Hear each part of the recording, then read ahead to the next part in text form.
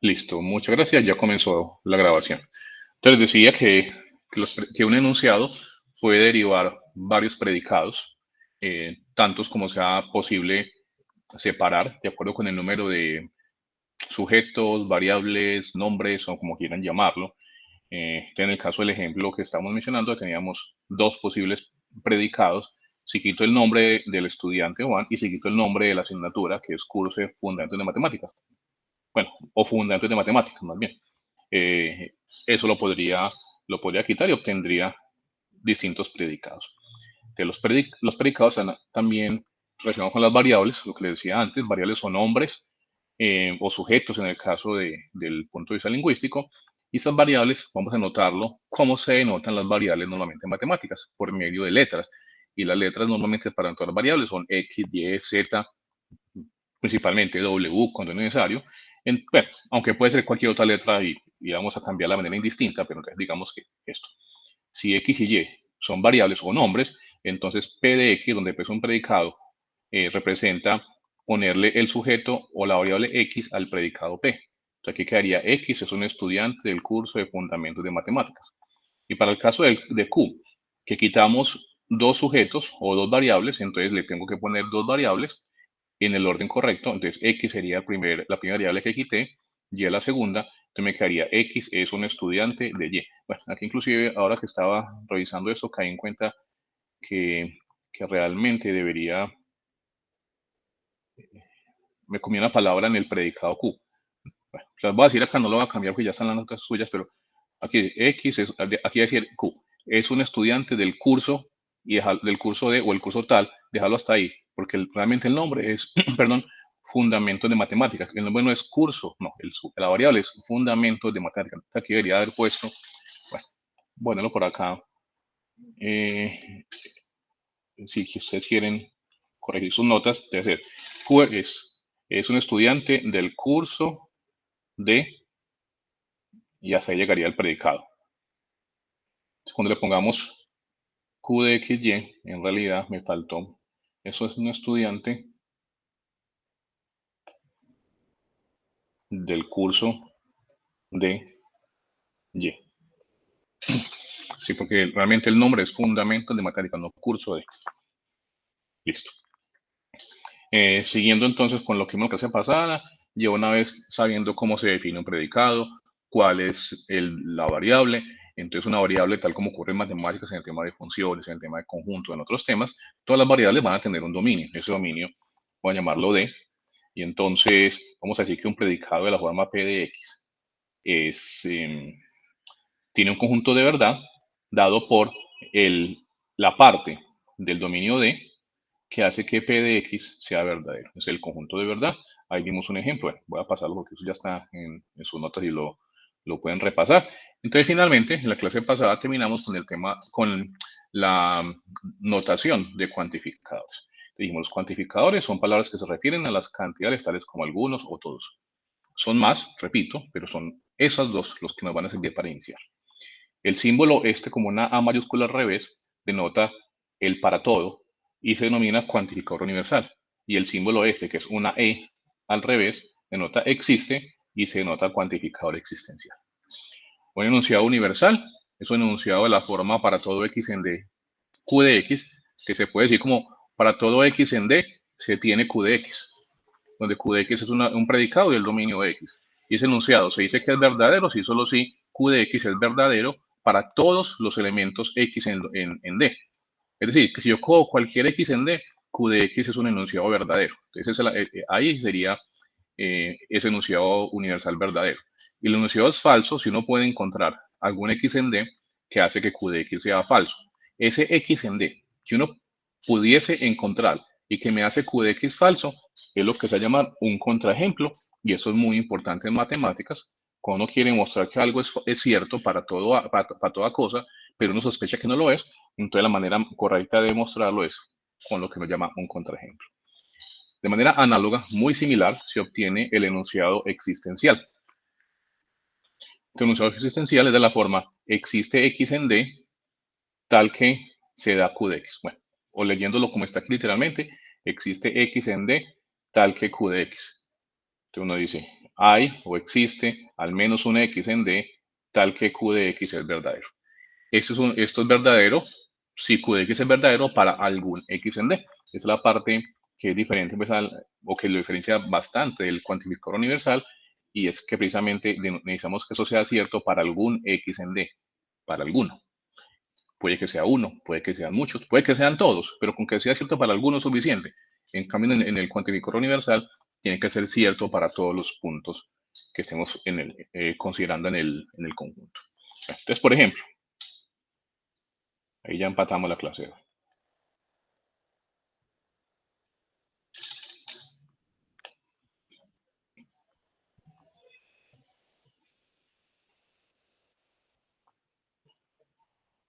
El enunciado, escrito aquí con símbolos, para todo X en los reales, X mayor que un cuarto, perdón, que un X, concuerdo, X mayor que 1 sobre X,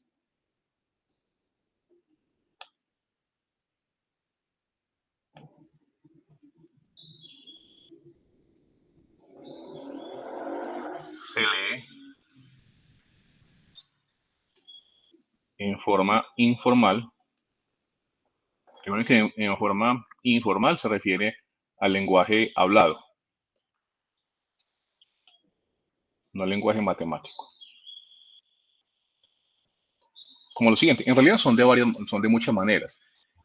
La traducción de un lenguaje matemático a un lenguaje informal, pues no es única, mientras que traducir de un lenguaje informal a un lenguaje formal, o sea, un lenguaje matemático, puede ser inclusive único. Algunas veces no es único, puede haber dos, tres maneras de escribirlo diferente, pero son limitadas. Bueno, el enunciado para todo X en R, X mayor que 1 sobre X, se lee en forma informal como, entonces digamos, por ejemplo,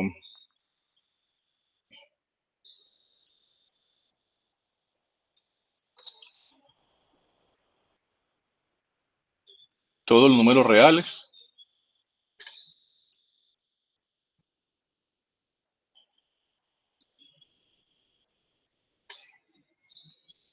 son mayores que su inverso multiplicativo.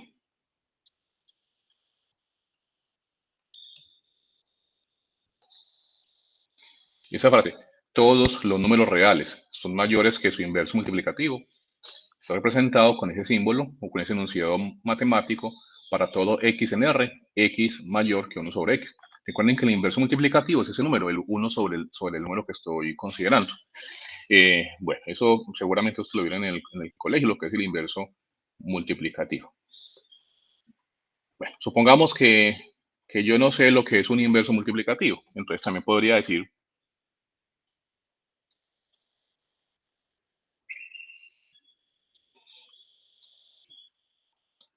todo número real, bueno, inclusive pongámosle,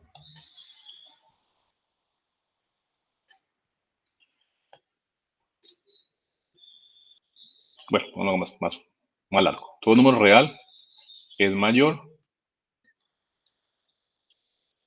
que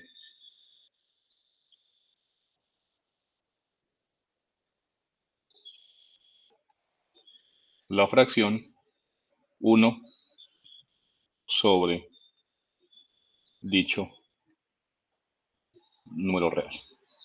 Es un poquitico menos elegante, pues también es posible. De la manera como se traduzca ese enunciado, pues depende de lo que cada uno se le ocurra, siempre y cuando sea válido.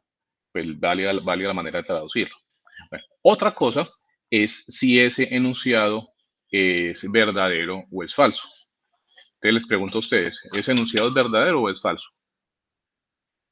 Eso es falso, profe, no.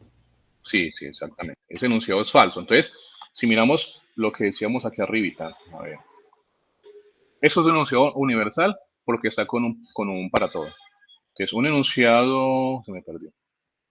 Ya, el enunciado es falso si Q de X, o sea, la proposición es falsa para algún X en D. Y ese valor en el que es falso se llama un contraejemplo. Entonces, si quiero mostrar que eso es falso, debo encontrar un contraejemplo. Entonces pongámoslo por acá.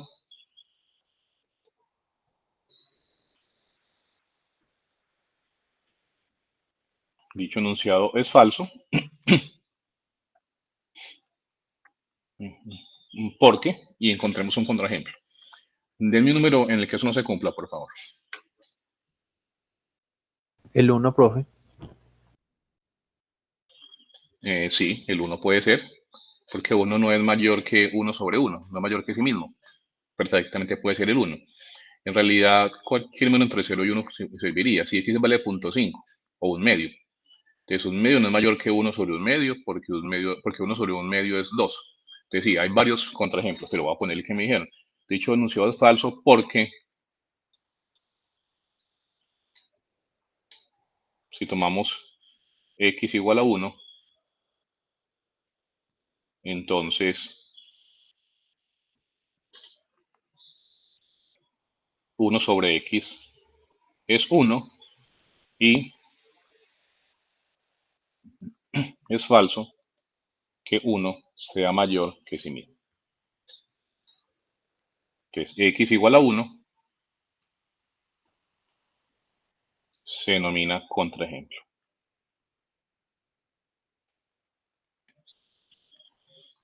Entonces, ya mostramos que ese enunciado es falso.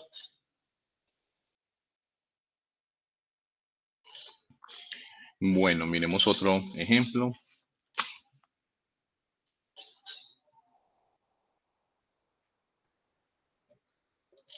Segundo.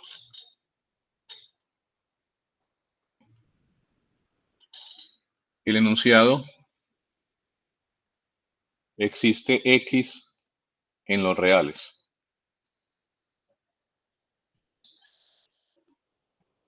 Tal que x al cuadrado es igual a 4.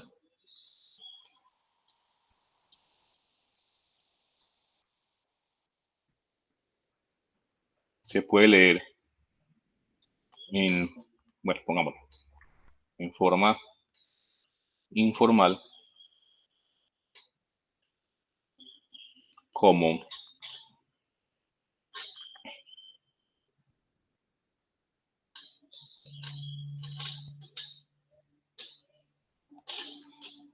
bueno, antes de yo escribirlo, para que ustedes también participen y no se me vayan a quedar dormidos a esta hora, díganme ustedes cómo podrían leer eso en lenguaje hablado.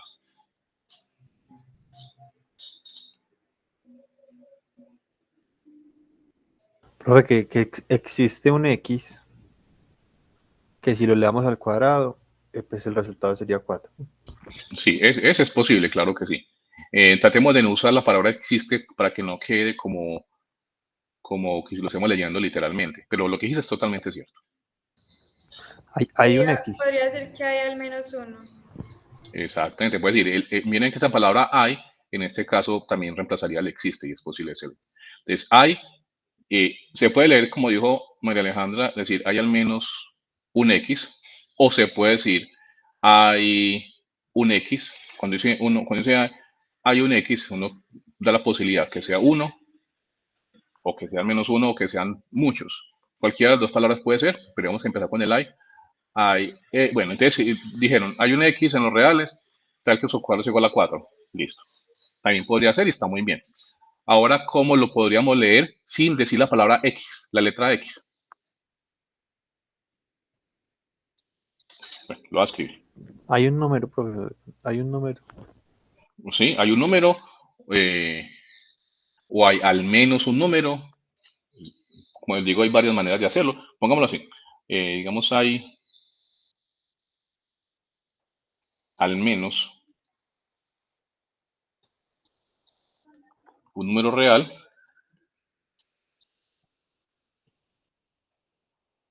cuyo cuadrado es 4. Entonces vean que ustedes ahí participaron con varias maneras de leerlo y son todas correctas. Aquí me quedé con una simplemente, como tratarnos de evitar el existe para no traducirlo literalmente y tratar de no usar el X, pues el nombre de la variable. Pero todas son válidas. Y digamos que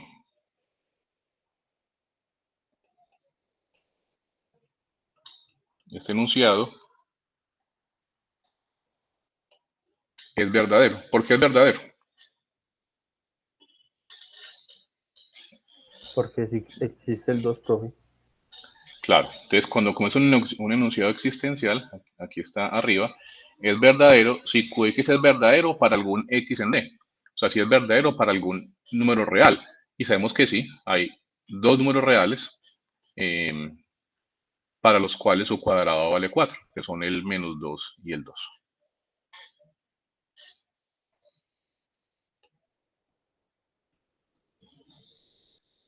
Entonces es verdadero, pues X igual a 2. O X igual a -2 hacen el enunciado verdadero. Bueno, o la proposición, deberíamos ponerlo como para que quede más preciso. La proposición no, hacen se me olvidó ay, se me fue la palabra, el predicado.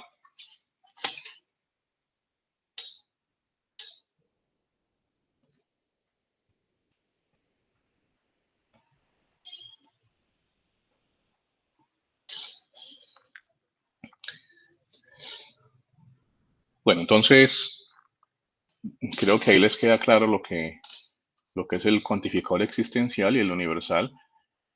Y aparte de eso, ya vimos con este ejemplo la manera de traducir de un lenguaje formal a un lenguaje informal. Entonces es importante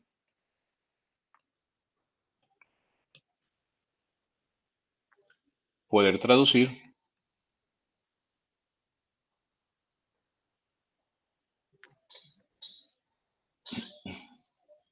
también del lenguaje informal, es decir, el lenguaje hablado,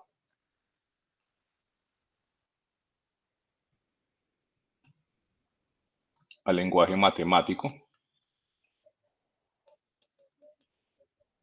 perdón, al lenguaje formal o matemático.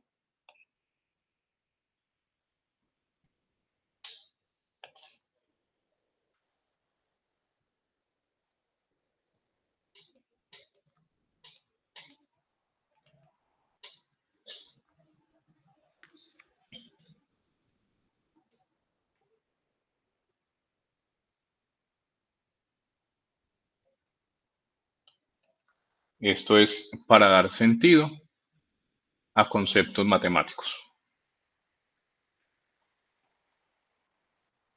Entonces, en matemáticas, bueno, en realidad empecé en ciencias, matemáticas, ciencias de la computación, estadística, muchas otras ciencias. Es mucho más útil trabajar con símbolos matemáticos. Esto hace no solamente más corta la escritura, sino que facilita la demostración. Cuando uno realmente puede usar herramientas como los que no ven en este curso para poder desarrollar una cadena de deducciones lógicas. Y eso es el objetivo de este curso. Entonces, tener un lenguaje matemático con el cual uno pueda partir y probar ciertas cosas. Bueno, eso vamos a ir haciendo poco a poco. El capítulo que sigue, el capítulo 2, creo que es precisamente acerca de eso, que es acerca de conjuntos y, no, teoría de números y métodos de demostración. Vamos a hacer algunas cosas de demostración y se van a dar cuenta que el uso de cuantificadores, el uso de enunciados llevados al lenguaje matemático van a ser de mucha utilidad. Listo, hagamos un par de ejemplos más antes de continuar con el tema. Bueno, entonces ya habíamos hecho en el ejemplo anterior de pasar del lenguaje matemático a un lenguaje hablado. Entonces hagamos aquí el caso contrario.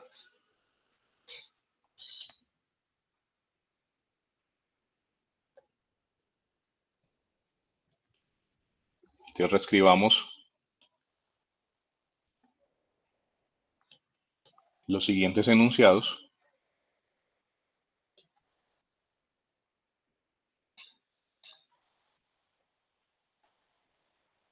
de manera formal. Recuerden que eso es escribirlo de manera matemática. Entonces, A.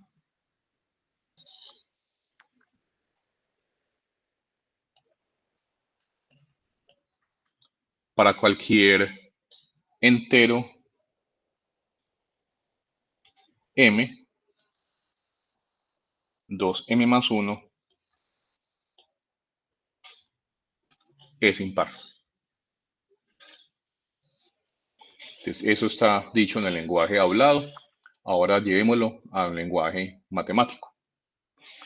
Bueno, podemos también hacer el lenguaje matemático un poco extenso o un poco corto, dependiendo de lo que queramos nosotros utilizar. Si ustedes se dan cuenta, cuando definimos los cuantificadores, cuando definimos los enunciados, ahí hablamos de un dominio D. Ese dominio D también nos permite simplificar un poco los enunciados. Entonces, cada que sea posible, es muy bueno uno definir el dominio. Entonces, en ese caso, dice, para cualquier entero m, 2m más 1 es impar. Ya nos dijeron ahí directamente cuál es la variable. Nos dijeron que la variable se llama m. No tienen que decirlo, pues uno podría inclusive ponerle un nombre si no lo dan. Pero aquí ya lo dijeron que la variable es m. Bueno, entonces, ¿cuál es el dominio de esa variable según el enunciado? Los enteros, profe. Exacto. Entonces, digamos, aunque ya sabemos, o espero que todos sepamos cuál es la manera de representar los enteros, pongámoslo.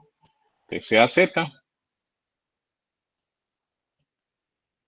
el conjunto de los números enteros. Repito, esto no hay que ponerlo si uno ya lo sabe, pero pongámoslo.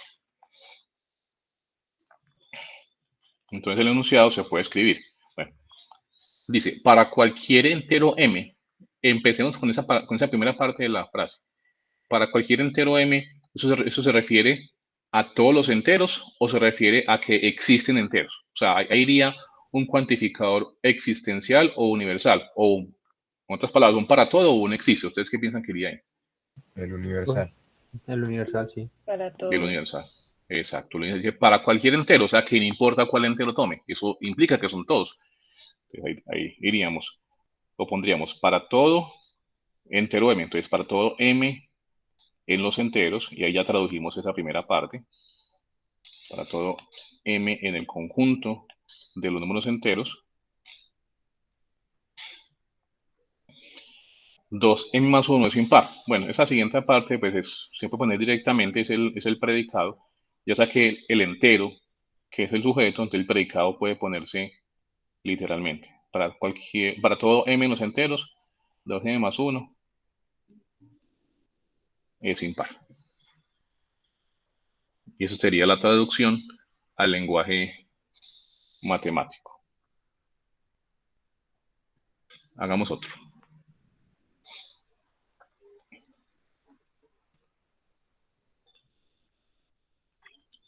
Todo cuadrilátero tiene 4 lados.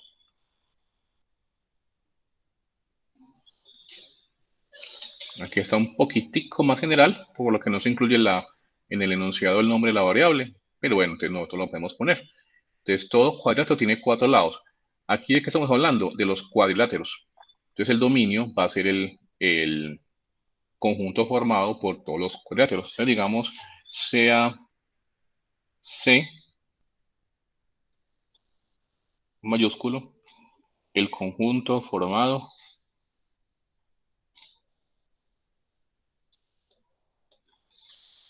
por todos los cuadriláteros.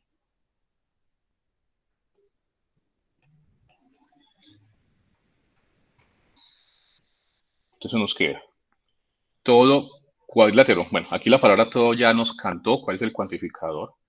Entonces sería para todo cuadrilátero, entonces para todo, pongámoslo Q, en el conjunto de los cuadriláteros, tiene 4 lados, entonces Q tiene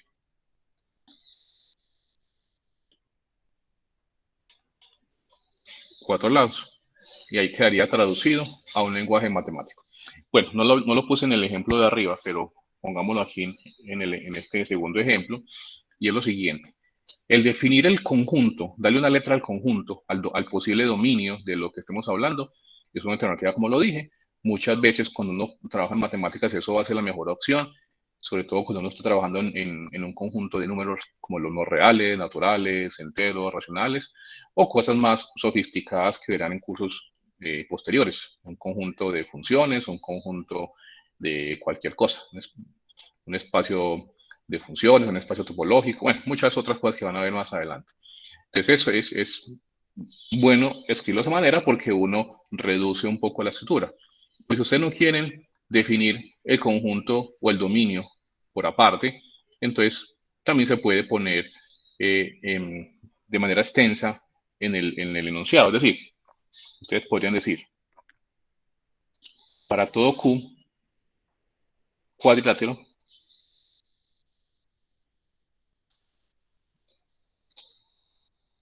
Q tiene 4 lados. También sirve. Entonces, vea que ahí no puse el pertenece a C, porque estoy suponiendo que no definí el conjunto. Entonces, para todo Q cuadrilátero, Q tiene 4 lados. También es posible. Es un poquitico menos elegante desde el punto de vista matemático, pero sigue siendo una forma válida de escritura.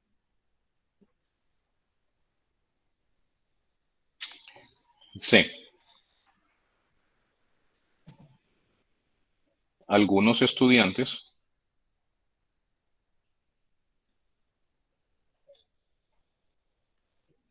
cursan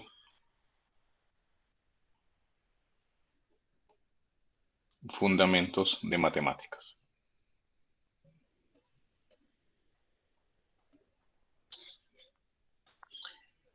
Tiene una pregunta de hace un rato. Aquí, ¿cuál es el cuantificador? ¿Es un para todo o un existe? Un existe, profe. Un existe porque habla de algunos. Cuando habla de algunos, da la posibilidad de que no sean todos. Entonces, exacto, eso no existe. Entonces, primo, ahorita podemos hacerlo denotando el conjunto o sin denotar el conjunto. Hagámoslo denotando el conjunto. Entonces, aquí estamos hablando de todos los estudiantes, perdón, de algunos estudiantes. Entonces, aquí el conjunto sería ese, el conjunto de todos los estudiantes. Entonces, puedo decir sea E, el conjunto formado por los estudiantes. Aquí no digo cuáles estudiantes porque el enunciado no me está acotando más la situación. No me dice los estudiantes de la universidad, los estudiantes de tal cosa, no. Entonces sea simplemente los estudiantes, sea el conjunto formado por todos los estudiantes, o sea, por todas las personas que estudian. Entonces el enunciado diría, entonces, algunos estudiantes, entonces existen en el conjunto de estudiantes tales que, o tal que, E cursa fundamentos de matemáticas.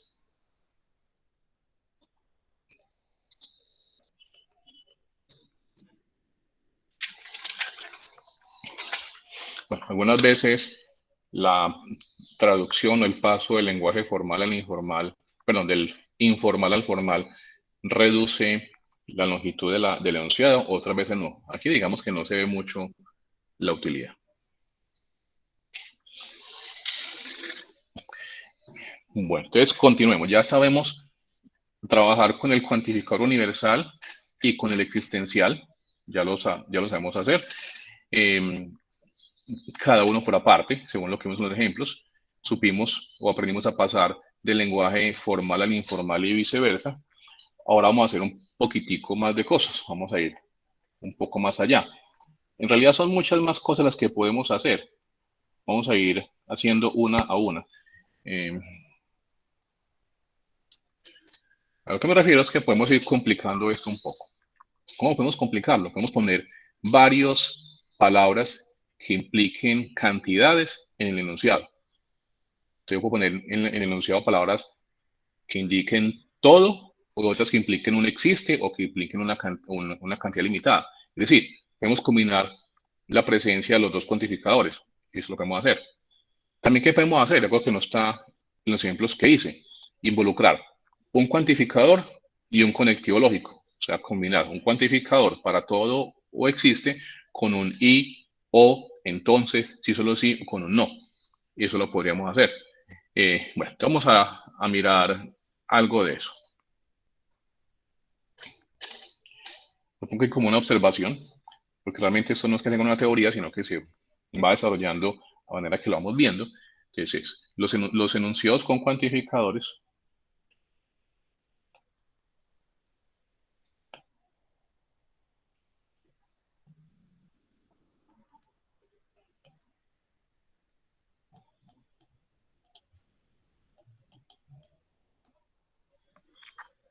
pueden tener estructuras un poco más complicadas.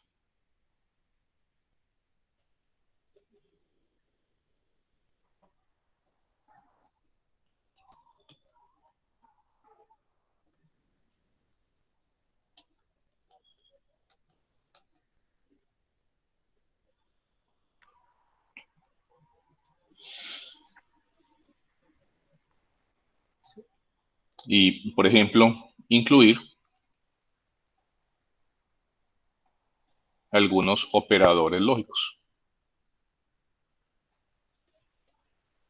Esto inclusive también nos sirve para reducir un poco más la escritura en el punto de vista matemático.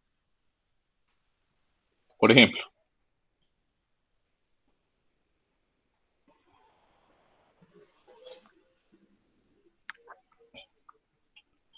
lo que vamos a llamar el enunciado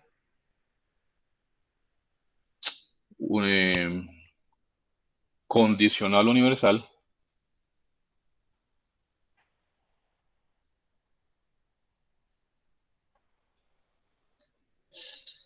voy a llamarlo así, enunciado condicional universal tiene la siguiente forma o estructura.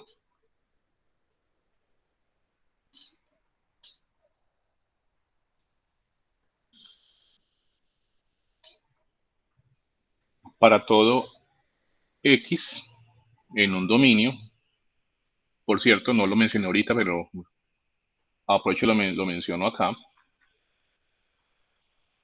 A ver, busco uno que sirva. A ver. Bueno, digamos el primer ejemplo. No sería exactamente ese, pero pongamos el primer ejemplo.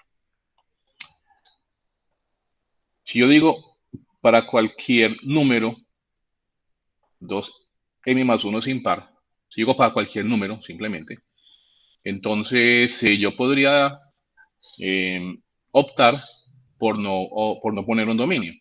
Se dice para cualquier número, entonces uno está diciendo antes, para cualquier número natural, entero, racional, irracional, real, complejo. Entonces ahí el dominio o el conjunto no sería relevante.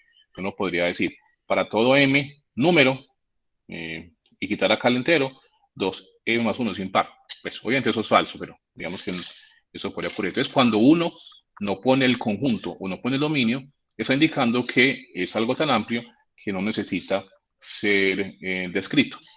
Y eso ocurre algunas veces en los enunciados, que es o se le pone o no se le pone el dominio de acuerdo con la necesidad. Entonces yo podría poner inclusive así, para todo X,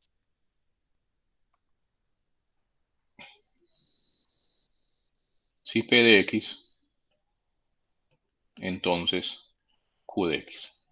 Ese sería un enunciado condicional universal, o en otras palabras, en símbolos, un poco más corto, que es como queremos escribir, uniría para todo X, P de X implica Q de X, que sabemos que eso se lee exactamente con lo que estaba antes. Si P de X, entonces Q de X. Se llaman enunciados condicionales universales.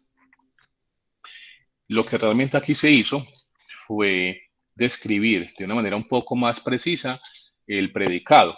Antes dijimos para todo X y el predicado. Aquí lo que estamos diciendo es que el predicado con el que vamos a trabajar en esos enunciados están formados por dos predicados, P de X y Q de X, unidos por un cuantificador lógico, en este caso por un condicional. También puede ser unido por otra cosa, aquí por un condicional.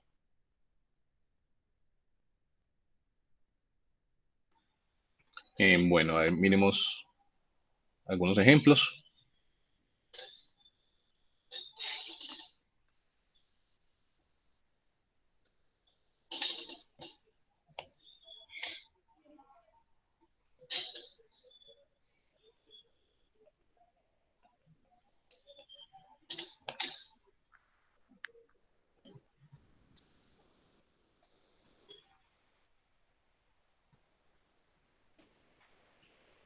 para todo X en los reales. ¿Ven? Acá sí pusimos un dominio, los reales.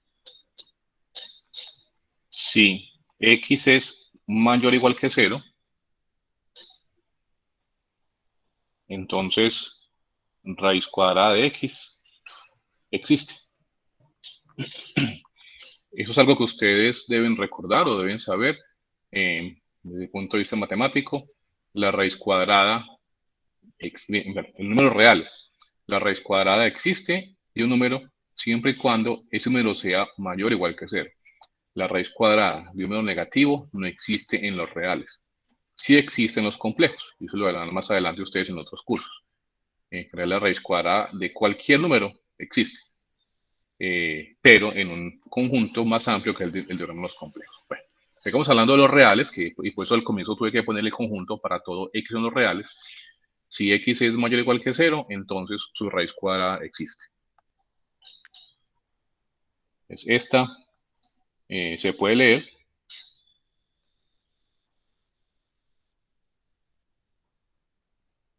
como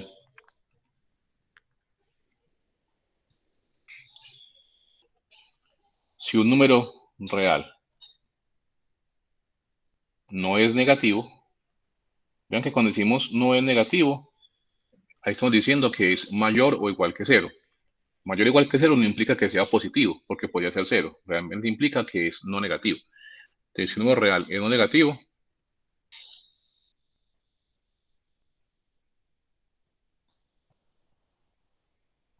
su raíz cuadrada existe. Bueno, quise poner este enunciado de esa manera, es para que ustedes se den cuenta de algo, y es que la traducción de ese enunciado formal al lenguaje informal no tiene muchas de las cosas que tiene el enunciado formal. Es decir, el enunciado formal tiene un para todo. Y vean que el enunciado informal o el hablado no tiene un todo, no tiene una palabra pues que traduzca literalmente. Aparte de eso, el enunciado formal tiene el sí, algo, entonces. Ese sí quedó ahí en el enunciado informal, pero el entonces no está. Entonces, para que se den cuenta que muchas veces uno puede traducir un lenguaje formal a un lenguaje informal de varias maneras, y también al contrario. Inclusive, el lenguaje informal, el lenguaje hablado, puede traducirse al lenguaje matemático algunas veces sin necesidad de usar un condicional o un enunciado condicional universal como está ahí. Otra manera también de decir esto es que los cuantificadores y las proposiciones lógicas, pues sobre todo los cuantificadores, en el lenguaje informal, en el hablado, muchas veces están implícitos y uno es el que tiene que tratar de sacarlos, tratar de definir cuáles son para poderlos traducir a un lenguaje formal. Entonces aquí cuando uno lee ese enunciado, dice, si un número real no es negativo, la raíz cuadrada existe. Entonces, leyéndolo así, uno se da cuenta que está hablando de cualquier número real. No está hablando solamente de que haya unos o que haya alguno, no, sino que estamos hablando de todos, y por lo tanto eso es representado por un para todo.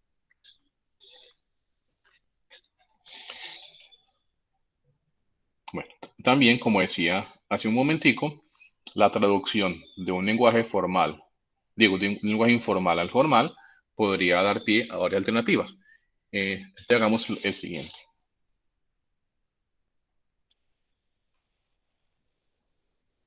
El enunciado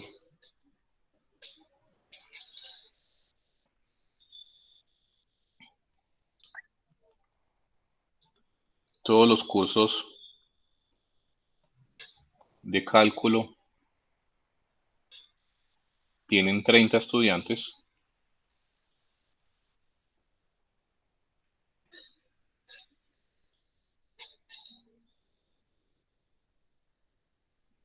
Puede traducirse.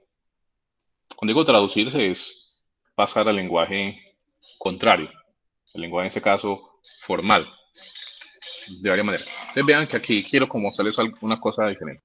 Aquí claramente el enunciado tiene la palabra todos. Entonces uno sabe que está hablando del cuantificador universal. Pero no tiene ningún sí ni ningún entonces. Entonces uno diría, bueno, entonces es un enunciado con un cuantificador universal común y corriente no es un enunciado condicional universal. Y tendrían la razón. Realmente uno lo puede traducir de esa manera. Pero también uno podría escribirlo de una manera condicional y ya vamos a ver cómo. Entonces, vamos a definir un conjunto. Recuerden que esto no siempre es necesario, pero a mí me gusta definirlo. Sea Q el conjunto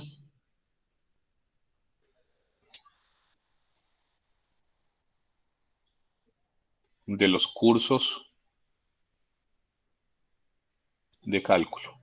Bueno, aquí lo escribí, no lo pregunté, lo quería preguntar antes, a ver cuál era realmente el conjunto. Y es porque acá uno puede mirar varias cosas. Está hablando de cursos de cálculo y está hablando de estudiantes, 30 estudiantes.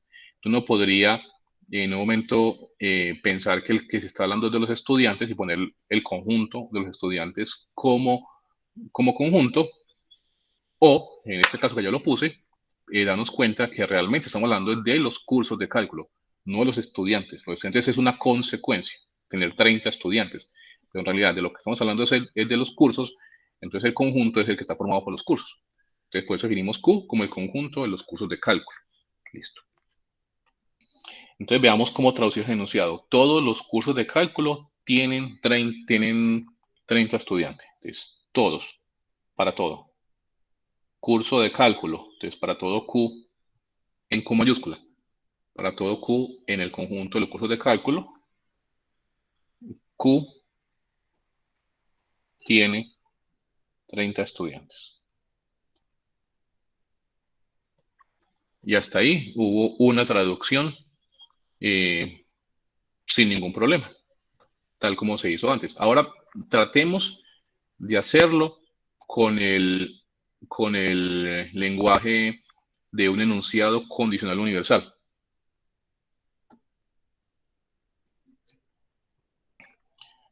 Vamos a ver cómo hacerlo.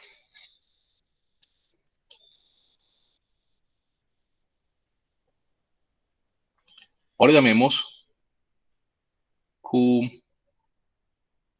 asterisco.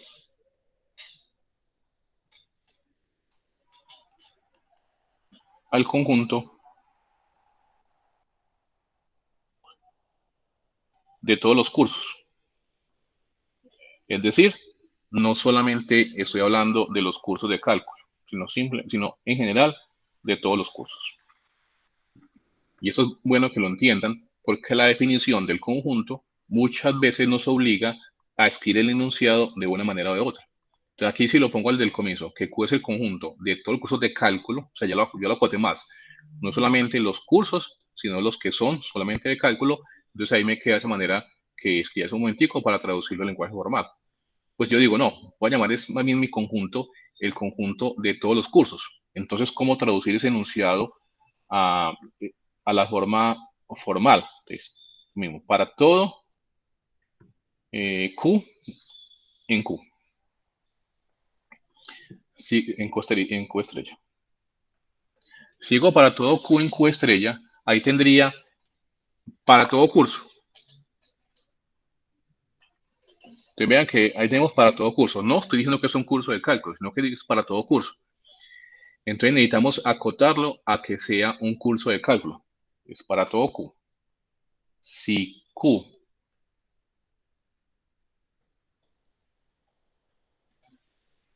es un curso de cálculo, entonces Q tiene 30 estudiantes.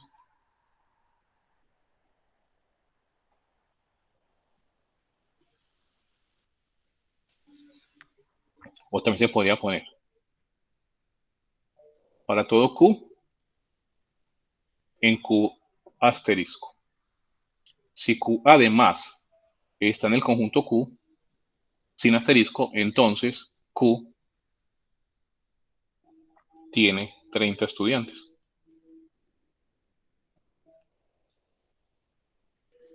Vean esa última que es bastante interesante. Para todo Q en Q asterisco, o sea, para todo curso. Si ese curso está en Q, o sea, si ese curso es de cálculo, entonces Q tiene 30 estudiantes. Ahí vimos varias maneras, tres maneras realmente de traducir ese enunciado informal a un enunciado formal. Y lo que quiero pues que se den cuenta es que la manera de traducirlo muchas veces depende del tipo de conjunto que uno defina al comienzo.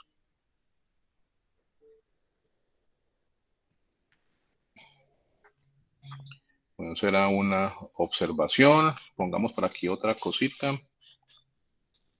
Ya lo había dicho, pero no lo había escrito, entonces a mí me gusta que las cosas queden escritas para que cuando estudien lo puedan tener ahí. Bueno, aunque quedan con la grabación, pero para que no tengan que estar viendo esta grabación, sino que si están tomando sus notas, es bueno que todo quede escrito. Entonces, había dicho ahorita. Existen enunciados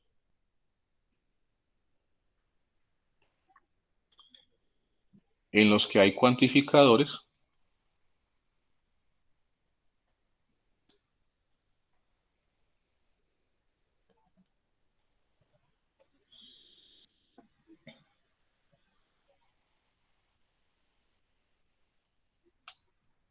aunque no se vean de forma explícita.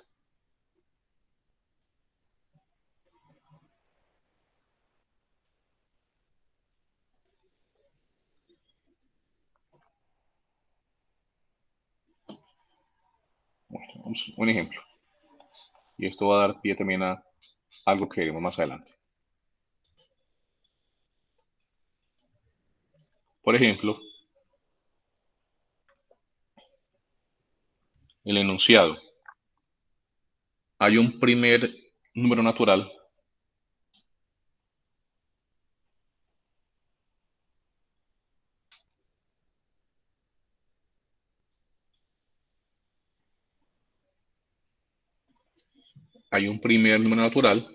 puede llevar a un enunciado matemático con cuantificadores.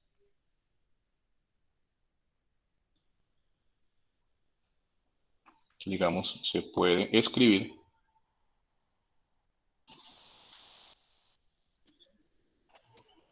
de varias maneras. Y ya hemos dicho pues que las maneras de escribirlo son variadas dependiendo de lo que nosotros queramos resumir. Entonces, hay un primer número natural. Ese hay, ya lo dijimos, nos representa un existe. Bueno, digamos acá acá no es tan directo. Dice, hay un primer número natural. Entonces, como dice la nota, existen enunciados en los que hay cuantificadores, aunque no se vean de forma explícita. Ese hay, en este caso, está hablando de un existe o está hablando de un para todo. Cuando dice hay un primer número natural, entonces uno está hablando de una cosa, un número que es el primero de todos los naturales. Entonces, como está hablando de una cosa, uno está hablando de que existe. Recuerden que cuando habla del para todos, está hablando pues de todos, realmente. Entonces, aquí como estamos hablando de una cosa en particular, uno sabe que ese hay va a representar un existe. Entonces, existe un número natural que es el primero de todos. Entonces, ¿cómo se traduce esto de forma matemática? Existe un n en los naturales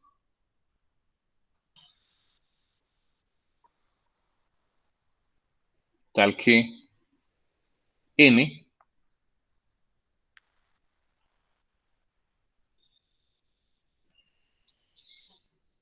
es menor o igual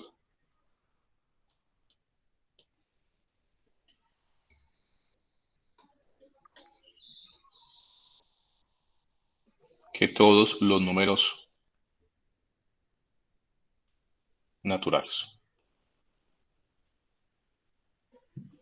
Existe n en los naturales, tal que n es menor o igual que todos los números naturales. Es una posible traducción. No es muy cortica, pero sí es una posible traducción. Ahora hagamos un poquitico más corto, que es existe n en los naturales, tal que. Y ese complemento, o ese predicado, n es menor o igual que todos los números naturales, se puede traducir como n, perdón, tal que, voy a ponerlo un poquitico mejor, tal que si k es un natural, entonces n es menor o igual que k.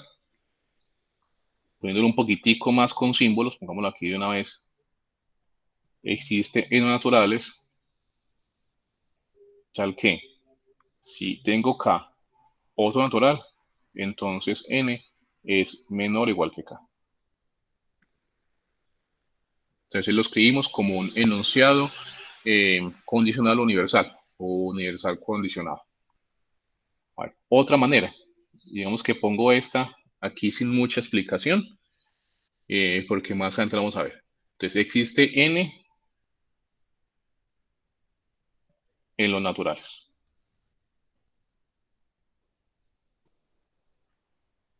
Para todo k en los naturales,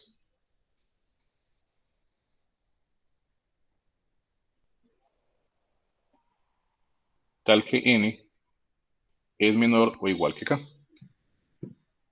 Entonces, existe un n naturales, tal que para cualquier otro natural se tiene que n es menor o igual que k. Eso quiere decir que n es el natural más pequeño o que hay un primer número natural. En ese último enunciado aparece algo que lo que dije también hace un rato, la posibilidad de tener dos cuantificadores o más cuantificadores en el mismo enunciado. Ahí está un existe y un para todo, y eso lo vamos a ver más adelante.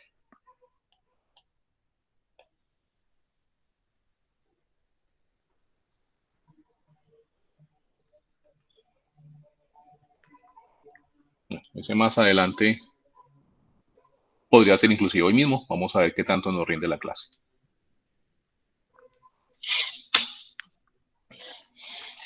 Entonces, antes de aprender a combinar cuantificadores, otra cosa que vamos a hacer y que hemos venido haciendo a lo largo pues, de estas clases es cada que introducimos un enunciado o una forma de enunciado, un argumento, una proposición lógica compuesta, bueno, todas estas cosas que hemos introducido, también vemos cómo negarlas. Vamos a pasar a eso, y es la negación de enunciados cuantificados.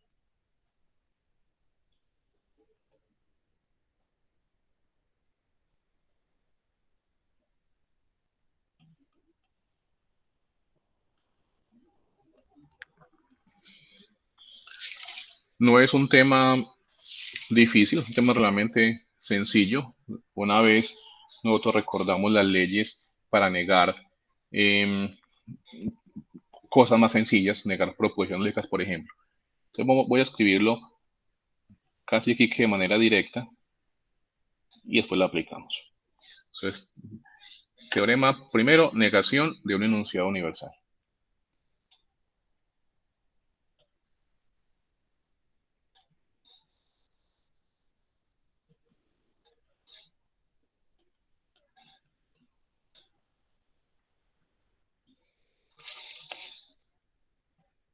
Entonces, la negación de un enunciado de la forma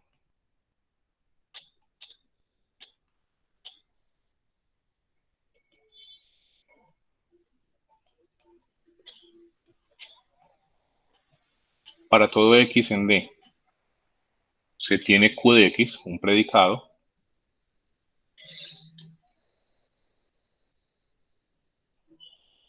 es lógicamente equivalente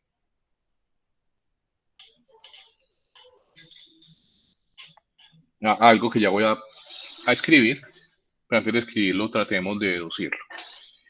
Si queremos negar un para todo, entonces tengo que buscar algo que sea contrario a para todo. ¿Y qué es algo contrario a para todo? Bueno, aquí viene una discusión más del todo desde el punto de vista lingüístico. Uno dice, si algo es válido para todo y yo lo quiero negar, entonces debo decir que ninguno lo cumple, lo cual es cierto. Sin embargo, desde un punto de vista más estricto, yo tengo que algo vale para todo y quiero decir que es falso, entonces es suficiente con que no exista para un elemento. O sea, no tiene que ser que no exista para todo, sino que con que no se cumpla para un elemento es suficiente. Entonces, la negación del para todo no es ninguno, sino que la negación del para todo es un alguno o un existe. En otras palabras, y lo que quiero decir acá, el cuantificador universal, o sea, el para todo, y el existencial, que es el existe, son contrarios. Uno es la negación del otro. Entonces, la negación del enunciado de la forma para todo x en dq de x es lógicamente equivalente a un enunciado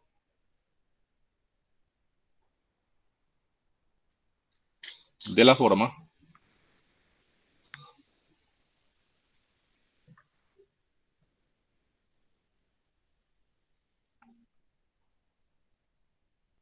existe x en d tal que el predicado no se cumple. O sea, tal que estoy negando q de x. En otras palabras, esto es lo que dijimos hace un rato con la existencia. Si yo quiero negar un enunciado universal, o sea, si quiero mostrar que es falso, pues, un caso contrario, entonces uno lo que busca es un contraejemplo. ¿Y qué es un contraejemplo? Es encontrar un elemento, o sea, existe un elemento en el que el predicado no se cumple. Entonces, busco un elemento tal que el enunciado lo estoy negando. Entonces, esa es la negación del enunciado universal. Es decir,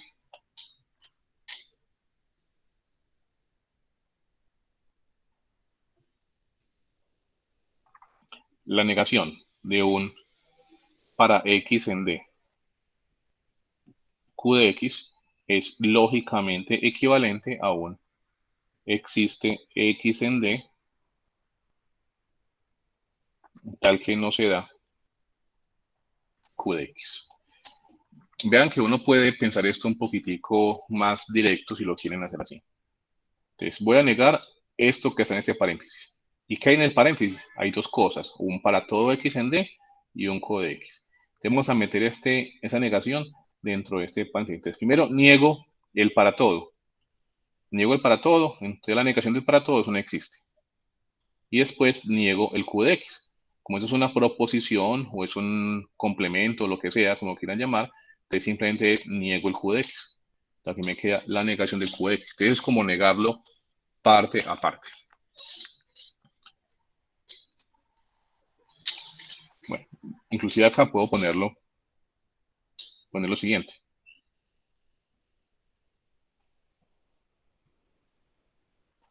De acuerdo con este teorema,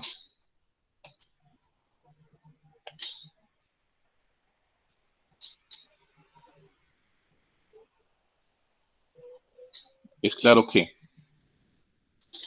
la negación de un enunciado condicionado universal, o sea, para todo x en d, si p de x, entonces q de x, ¿cómo sería? Vamos a hacerlo por acá. Entonces, la negación de esto, según lo que dice arriba, es niegue el para todo.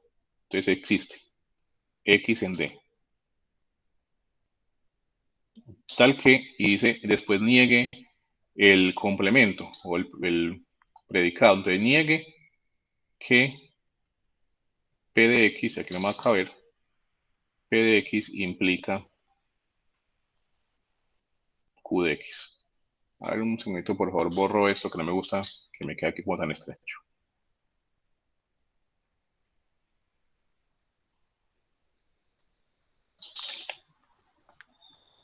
La negación de un para todo x en d, si p de x, entonces q de x. Escribí esto más pequeñito para no tener que cambiar de línea.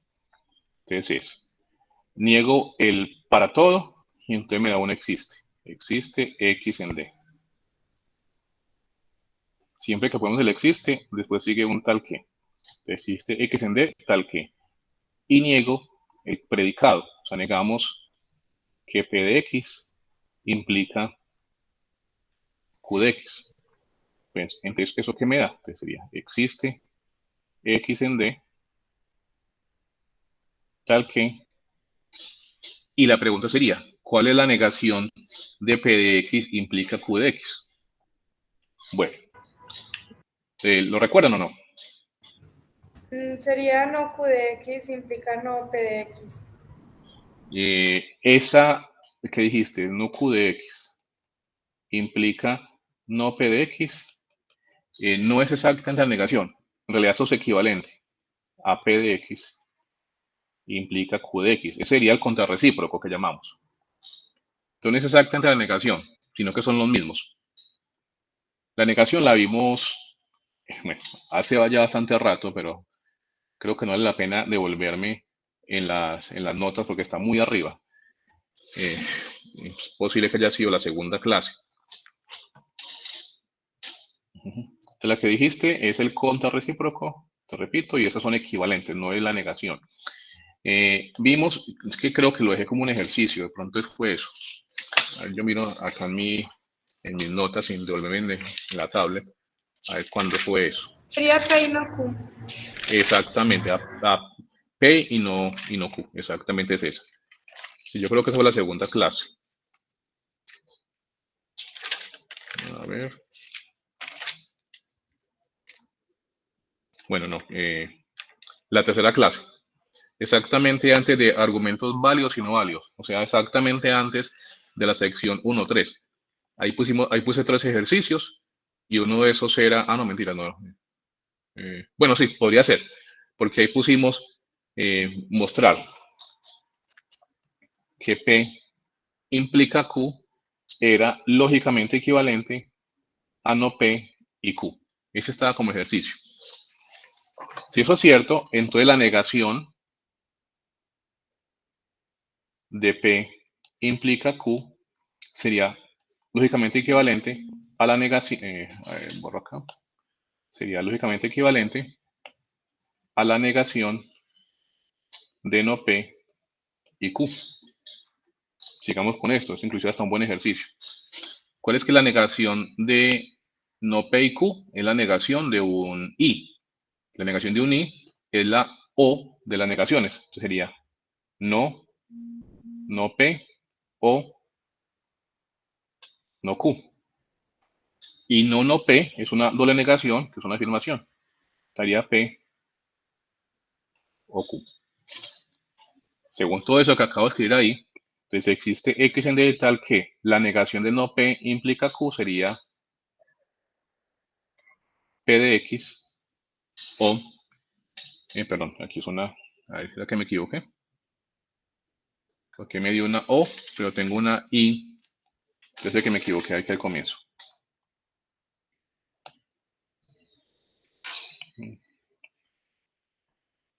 Sí, esto debe ser una O seguramente. Ahí yo borro aquí. Lo tengo al contrario. Les pido que revisen eso. Si esto es una O, entonces aquí sería una O, y aquí sería una I, aquí sería una I, de aquí me quedaría P de X y no Q de X. Bueno, entonces esta cosita que hice aquí abajo, bueno, la voy a dejar para que lo tengan ahí como en sus notas, aunque me quedo por acá feito, pero bueno, démoslo ahí. Entonces la negación de un enunciado condicionado universal es eso que ven ustedes ahí en las notas.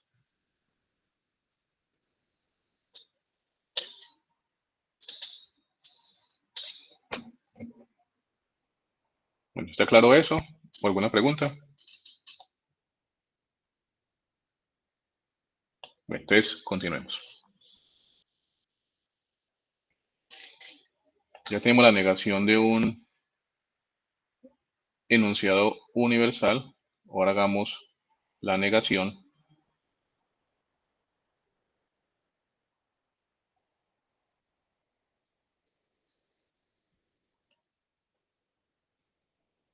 de un enunciado existencial.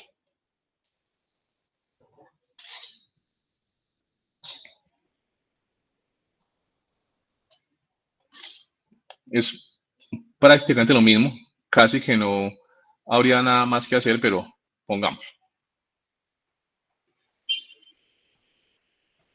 La negación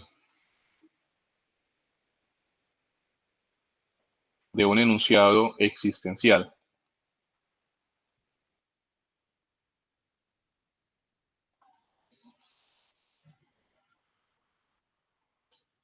de la forma para todo, pero para todo no existe. De la forma existe X en D.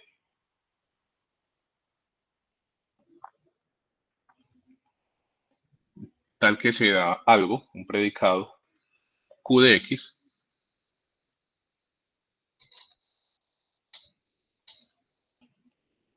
es lógicamente equivalente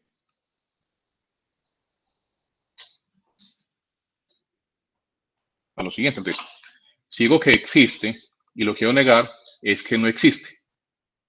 Si no existe, es que para todo elemento se da lo contrario. Entonces, si existe X en D, para cuál sea Q de X, la negación es que no existe un elemento X en D para el que se dé Q de X. Es decir, que para todo elemento en D no se da Q de X. O sea, para todo X en D, no Q de X.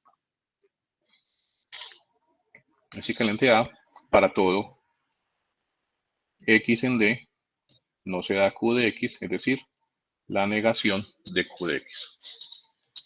Es decir, la negación de un existe X en D, tal que Q de X es lógicamente equivalente a para todo X en D no se da Q de X.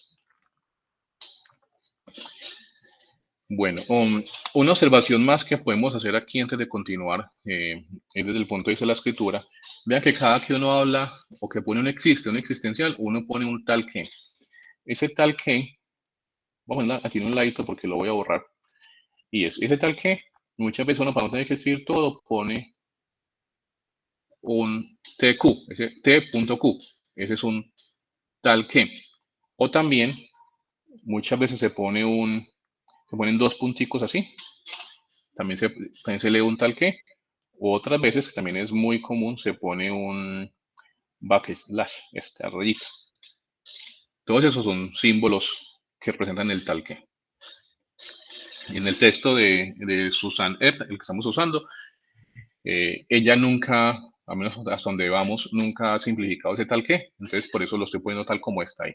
Pues tengan claro, si miran otros libros o si miran pues, textos de otros temas de matemáticas, muchas veces hacen eso. Ponen un T.Q por el tal que, o ponen dos puntos, o ponen un backslash. Cuando uno está hablando de conjuntos, o está anotando conjuntos, es muy común, por ejemplo, usar esos símbolos. Incluso se usó de manera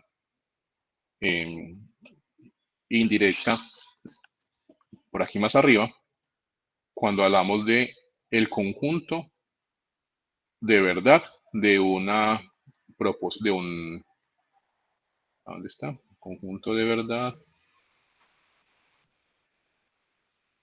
Me perdió. El conjunto de verdad de un predicado. Está mucho más arriba, seguramente, por acá. Cuando es de conjunto de verdad de un predicado, dijimos que se escribía así. El conjunto de X en D, tales que P de X. Entonces, esa galleta es un tal que. Bueno, eso también lo pondremos cuando veamos un poco de conjuntos. Más bien sigamos con algunos ejemplos.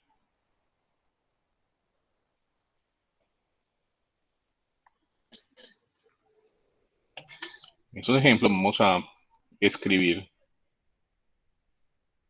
la negación de los siguientes enunciados.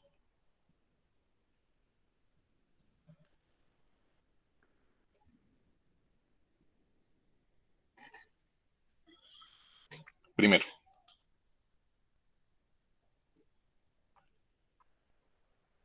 para todo pez X, X tiene agachas. Bueno, antes de continuar y antes de que me olvide, les digo algo. En la página del curso de Moodle hay una pestaña en la que ustedes hicieron el quiz. La pestaña que dice como, no recuerdo cómo es que dice, como material grupo 3, no recuerdo exactamente. Ahí estaba el quiz. Esa misma pestaña voy a ir poniendo otras cositas. Ahí acabo de crear una carpeta que se llama algo así como material para el primer parcial. Y ahí van a encontrar en ese momentico un taller no muy largo de cosas de las que hemos visto creo que hasta la clase pasada. Entonces, para que lo vayan mirando, lo traten de hacer. Más adelante, me refiero a esta semana, pongo ahí otra lista de ejercicios más larga. Son listas que no son hechas por mí, O sea, debo aclararlo, no me voy a robar el derecho de autor de otra persona. Esa primera lista que está ahí es hecha por otra persona, creo que él se la hizo Viviana, es posible. Y la que voy a poner más adelante esta semana es una lista un poco más extensa, que la empezó a hacer el profesor Fernando Morales y que la voy a completar yo. Bueno, por acá me preguntan en el chat, ¿para, para qué fecha está el primer parcial? Bueno, Angie, buena pregunta. Hoy estamos haciendo la clase 5. Según las notas de clase, digo, según el programa de la clase, dijimos que el primer capítulo de lógica tomaba 6 clases, que son las secciones 2.1 a 2.3 y 3.1 a 3.4 del texto de EPA. Eso nos implica que en la próxima clase, que sea la 6ª clase, estaríamos acabando el tema del curso. Y así va a ser. Pues ya haciendo aquí cuentas con mis notas, seguramente en la próxima clase acabamos el tema, las 6 clases. Así que el parcial debería ser, si acabamos dentro de 8 días, el parcial debería ser alrededor de dentro de 2 semanas, dentro de 15 días. Lo tengan en cuenta. Y también con esa pregunta me da pie para otra cosa, y es que, bueno, 2 cosas más. Una, el siguiente lunes es día de fiesta. Desgraciadamente, como ustedes saben, cada que sea día de fiesta perdemos la clase, y ese semestre hay varios días de fiesta. Aparte de eso, que hay otro día de fiesta un miércoles, que es el 8 de diciembre. También perderíamos clase. Entonces, para no perder tanta clase, porque pues no alcanzamos a hacer el tema del curso, pues les había pedido, bueno, creo que ya que no estaban todos los matriculados en ese momento, les había pedido que algunas de las clases vamos a tener que hacerlas un poco más largas, media hora o una hora más larga máximo, para poder recuperar tiempo. Muy probablemente la clase de dentro de 8 días tenga que ser una clase de un poco más larga, o sea, 2 horas y media, 3 horas máximo, para no tener que estar corriendo. Yo ya les avisaré qué clase va a ser larga o qué no va a ser larga. Y la otra cosa es que los parciales, sí les voy a pedir que en la medida de lo posible los hagamos fuera de la hora de clase.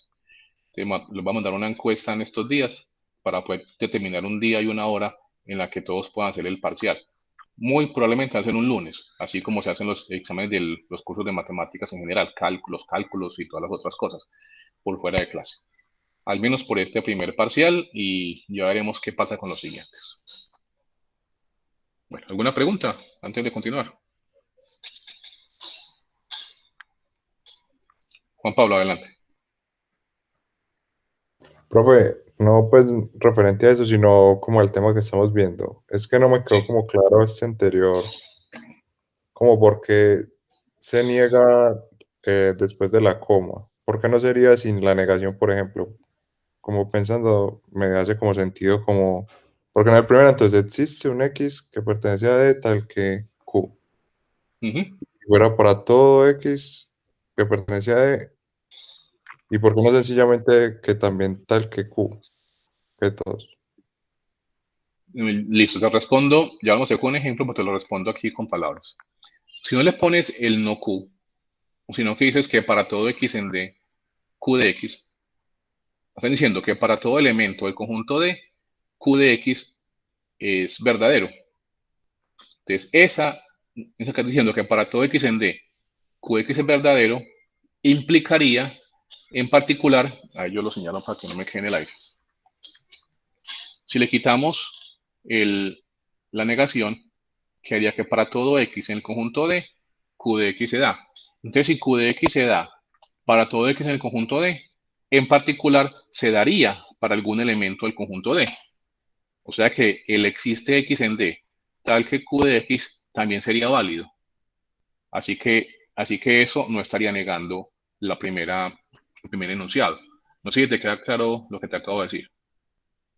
Sí, profe, ya entendí. Gracias. Que si para todo se da para alguno, entonces no se da negando. En cambio, si para todo no se da, entonces no se da para ninguno. O sea, que estaría negando esto. No existe X en D en el que se dé Q de X.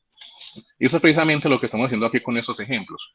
El primer ejemplo, para todo P es X, X tiene agallas. O sea, para todo PES tiene agallas, si lo queremos escribir en el lenguaje informal. Entonces, ¿cómo negamos ese enunciado? Entonces, el para todo se niega con un existe.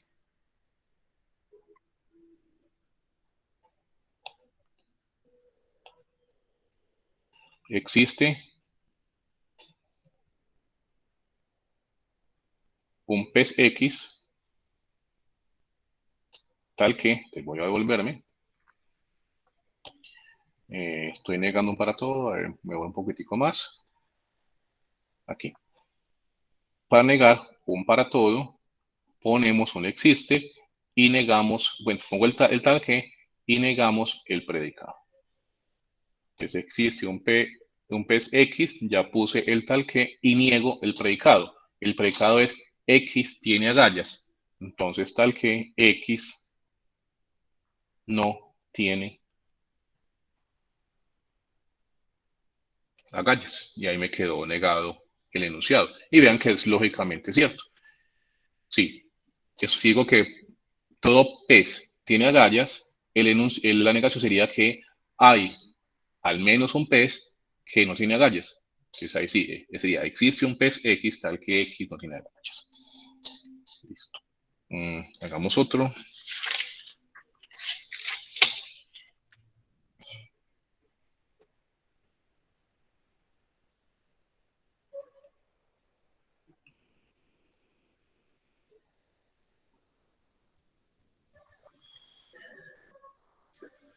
Todos los perros son amigables. Bueno, acá sí, digamos que es muy fácil de negar porque estamos hablándolo en el sentido informal.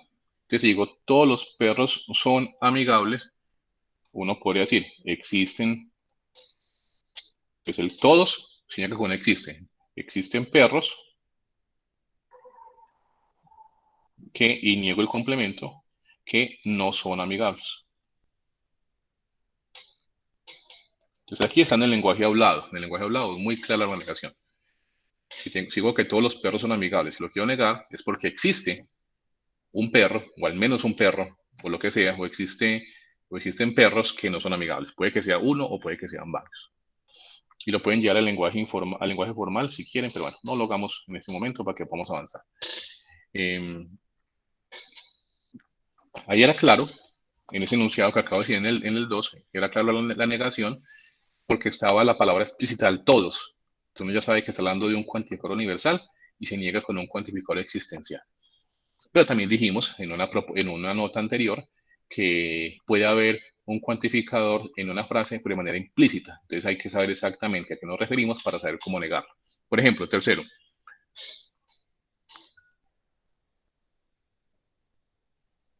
Cualquier argumento válido tiene una conclusión verdadera.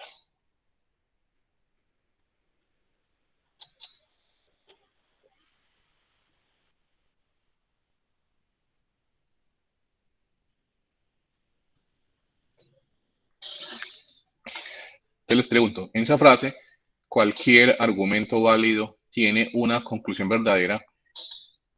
¿Qué cuantificador hay? ¿Un para todos o un existe? Universal, profe. Exactamente, el universal. Cuando dice cualquier argumento, dice que es no importa qué argumento. Y si no importa qué argumento, estoy hablando de que todos los argumentos cumplen esa condición. Tu argumento válido tiene una conclusión verdadera. Entonces, como es un cuantificador universal, se niega con un cuantificador existencial. Entonces, un existencial es que hay al menos uno. Entonces sería hay. Bueno, voy a ponerlo un poco diferente al que está arriba para que veamos otra manera. Hay al menos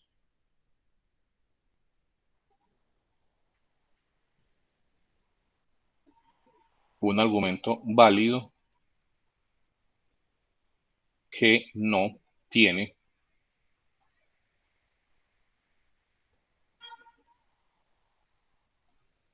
una conclusión verdadera. Bueno, esos no que están ahí los estoy subrayando, es para que quede claro que estamos negando el predicado o el complemento. Bueno, pongamos otro ejemplo,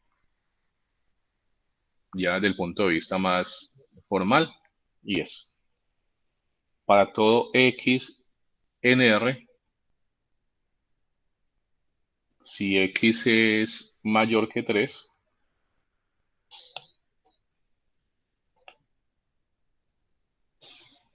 entonces x al cuadrado es mayor que 9. Es un ejemplo más matemático, más con símbolo. Entonces, para todo x en los reales, si x es mayor que 3, entonces su cuadrado es mayor que 9. Sabemos que eso es cierto. Pero ¿cómo sería la negación? Entonces, la negación sería, del para todo, eso no existe. Existe x en los reales. Como tengo un existe, pongo un tal que. Y debemos negar el complemento. Bueno, debemos negar, bueno, hacerlo por acá bajito. Debemos negar el x mayor que 3 implica x al cuadrado mayor que 9.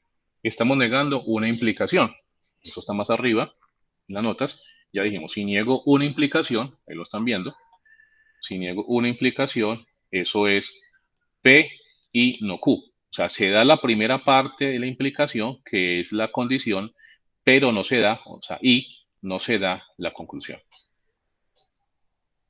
Entonces escribimos. Existe x en los reales tal que x es mayor que 3, pero, ese pero es un y, x al cuadrado no es mayor que 9. O sea, x al cuadrado es menor o igual que 9.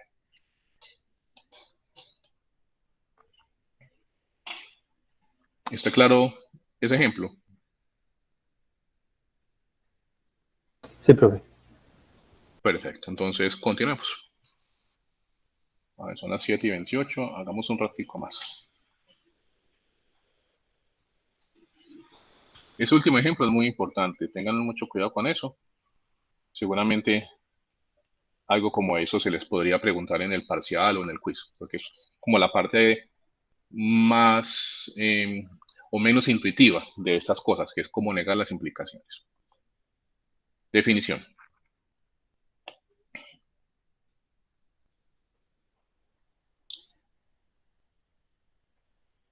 Vamos a decir que para todo x, r de x es una condición suficiente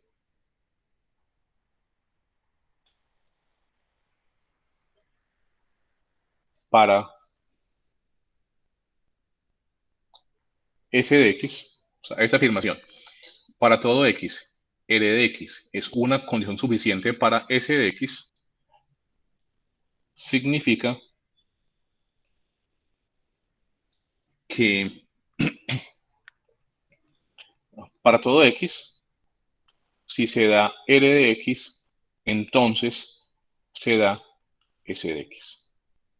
Eso es una condición suficiente. Entonces, suficiente es que si se cumple R de x, entonces tiene que cumplirse necesariamente el S de x. Entonces, eso se traduce en un lenguaje, en un enunciado condicional universal. Para todo x, si se da R de x, entonces tiene que darse S de x. Entonces, eso es lo que es ser suficiente. Ahora, para todo x, R de x es una condición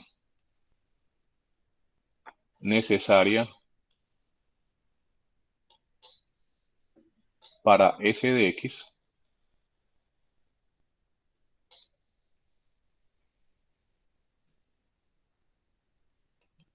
significa que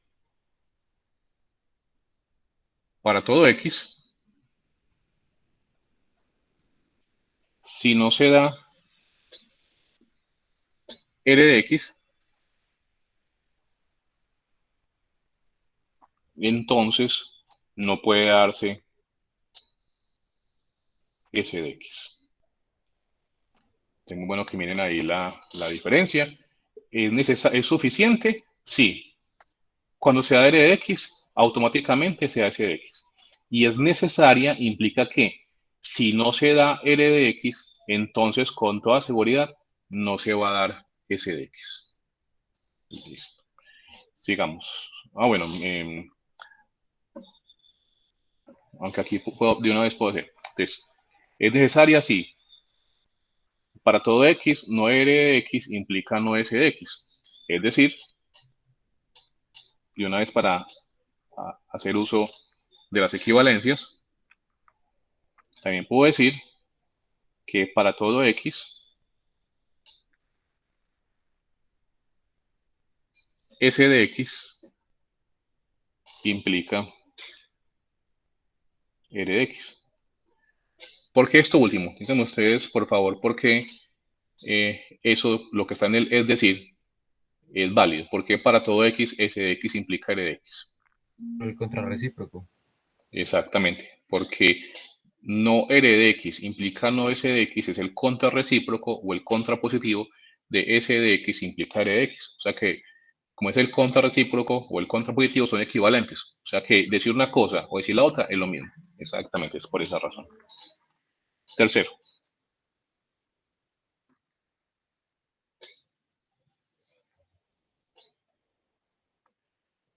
Para todo x, r de x solo si s de x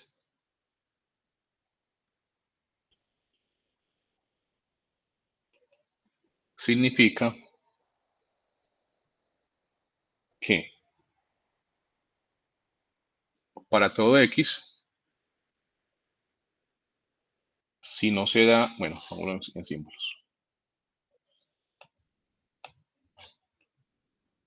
Para todo x, si no se da s de x, entonces no se da r de x.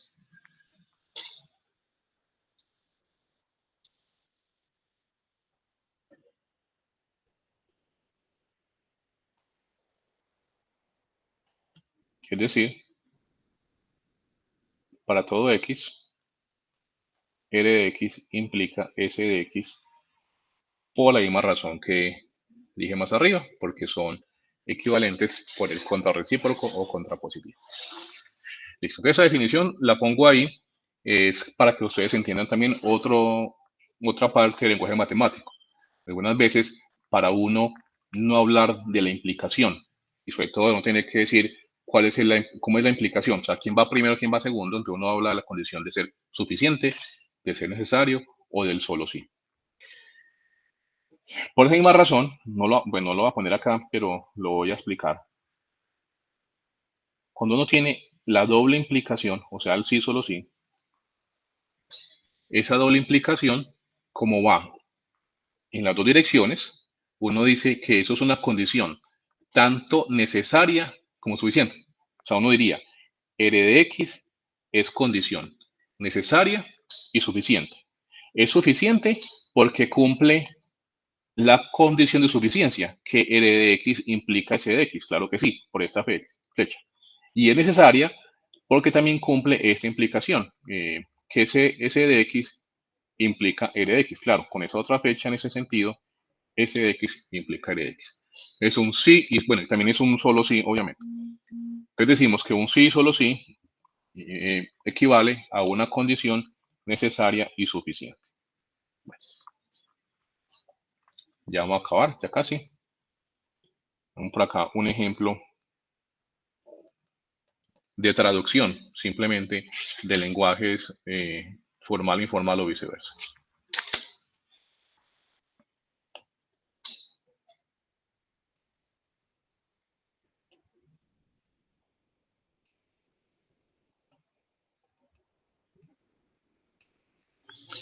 Consideremos el enunciado.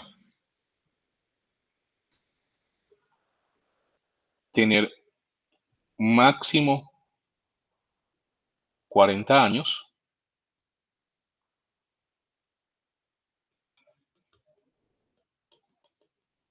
es una condición necesaria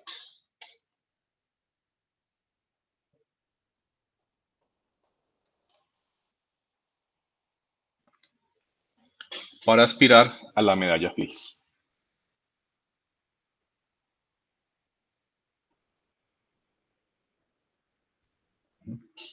Bueno, recuerden que la medalla Fields es la medalla que se da al mejor matemático cada 4 años. Es equivalente al premio Nobel. No hay premio Nobel en matemáticas, pero entonces digamos que se hizo algo para compensar eso, y es la medalla Fields, que sea cada 4 años. Y la condición es la que dice ahí: tiene que ser un matemático que no haya superado los 40 años de edad y que haya hecho un avance significativo en las matemáticas o en la ciencia. Bueno, ese enunciado, tener máximo 40 años, es una condición necesaria para aspirar a la medalla Fields. Bueno, aquí hablan de condición necesaria. Entonces, vamos a traducir esto a un lenguaje formal.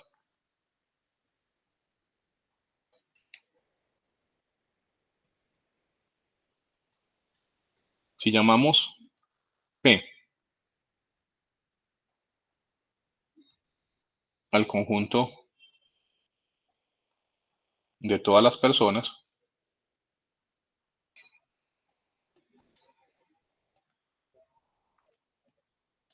entonces tenemos lo siguiente.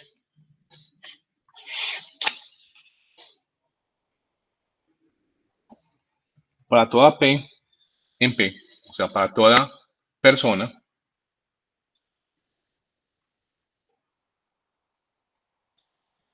si P, bueno, a ver cómo lo ponemos acá antes de escribirlo. Aquí dice, tener 40 años es una condición necesaria. Bueno, vamos a volvernos a la definición de condición necesaria. Aquí está. Para todo x r de x es una condición necesaria si para s de x, si para que, perdón, para todo x en r de x es una, r de x es una condición necesaria para s de x, significa que para todo x, si no se da r de x, entonces no se va a dar s de x. Esto es lo que indica no ser necesario. Es ese enunciado condicional universal. Para todo x, no r de x implica s de x.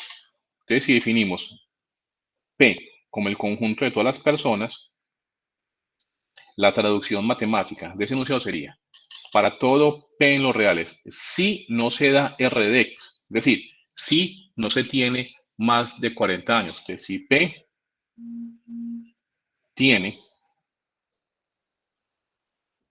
más de 40 años, a ver, permítame, hago algo por acá, a ver si me lo permite.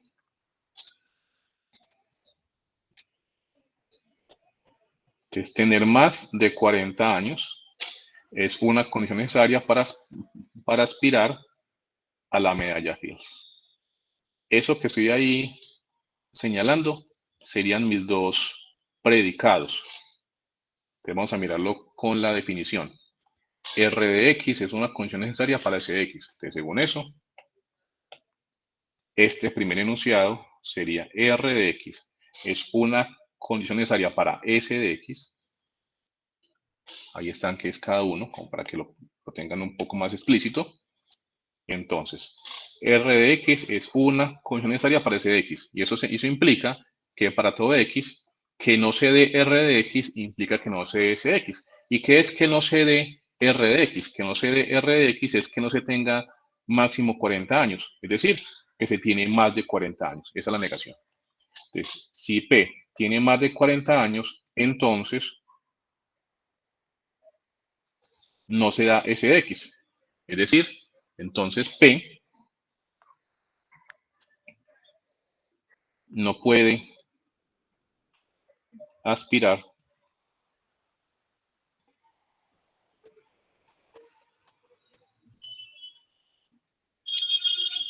a la medalla Fields. Bueno, ¿está claro eso que acabo de explicar? Profe, una pregunta. Claro que sí, dime. Digamos que en el caso que yo quiera afirmar, entonces debería cambiar el orden de la oración. Si quieres usar esta otra manera de escribirlo, Sí. exactamente. Entonces habría que decir: para toda persona se puede aspirar, si puede aspirar a la medalla Fields, entonces debe tener menos de 40 años. Se cambia con el orden de los predicados. Ok, gracias, profe. Con mucho gusto. Bueno, son las 7:41. Creo que les voy a robar un poquitico más de tiempo. Sí, creo que a que empecemos el tema que sigue, pero solamente lo voy a dejar empezado para ahí empatar la clase entrante. Vamos a pasar a la sección 1.6, que es enunciados con cuantificadores múltiples.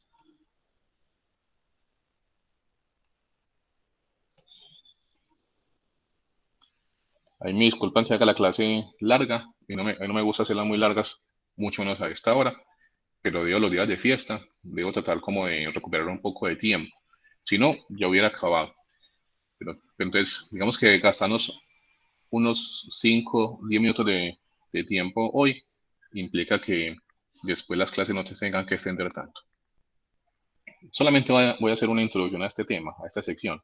Enunciados con cuantificadores múltiples. Entonces, considere la frase: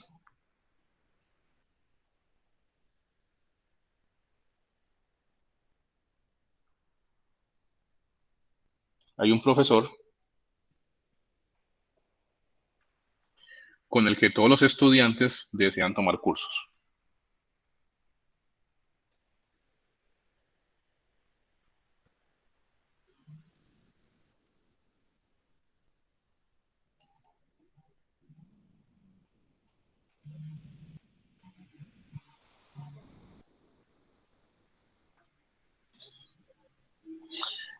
Entonces, en esta frase, y es claro lo que voy a decir,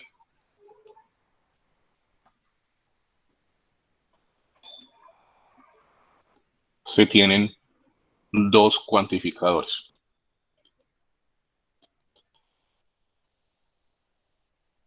El hay, que es el cuantificador existencial,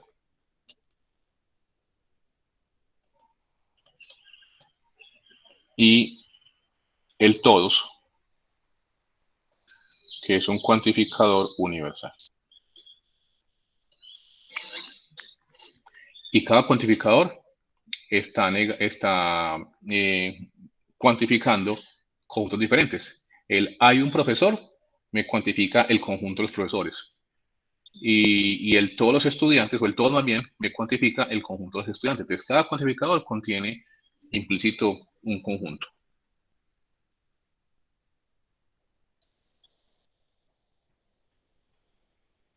Además,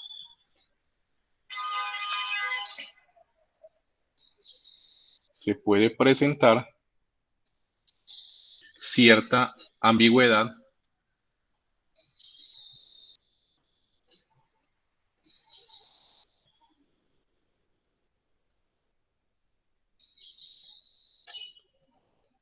al tratar de entender la frase.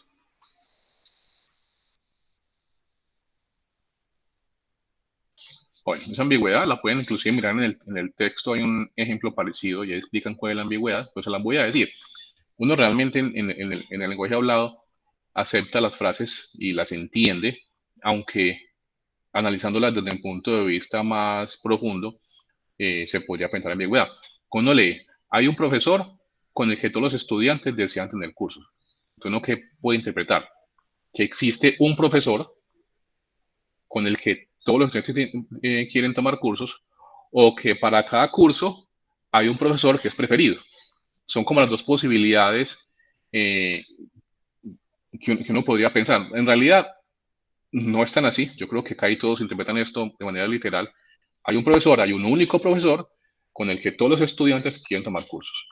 Pero leyendo la frase desde el punto de vista semántico o lingüístico más bien, se podría pensar que de todo el conjunto de cursos hay un profesor con el que para cada curso hay un profesor con el que todos los estudiantes quisieran tomar ese curso. Es otra de las posibilidades que se le pueden dar a esta frase. Pues repito, desde el punto de vista de nosotros, aunque la frase realmente pueda ser ambigua lingüísticamente, uno en realidad la entiende. Eso también tiene que ver mucho con la parte matemática. En matemáticas, las cosas no pueden ser ambiguas. En las matemáticas, lo que uno escriba tiene que tener un único significado. Puede que uno la escriba de muchas maneras, como hemos visto en los ejemplos anteriores, al pasar del lenguaje informal al lenguaje formal, que uno podría escribirlo de varias maneras. pero no importa de qué manera lo escriba uno matemáticamente, tiene que tener un único significado. Cuando se da la presencia, como en este caso, de varios cuantificadores, esos cuantificadores tienen que estar puestos en la manera formal de una manera correcta para evitar ambigüedades. Y es porque, vamos a mirarlo, no alcanzamos hoy, pero sí, vamos a hacer la próxima clase, el orden de los cuantificadores en matemáticas altera el sentido de la frase. Entonces, el orden de los cuantificadores es muy importante. Entonces, en matemáticas,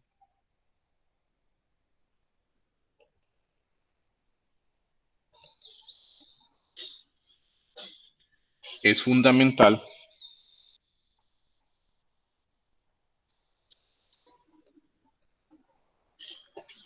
que los enunciados se entiendan de manera exacta.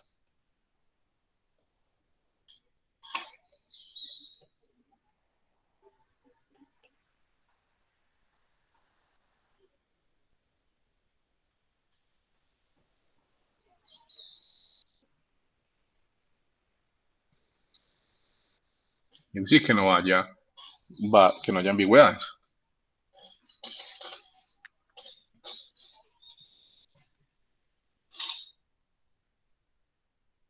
Entonces, consideraremos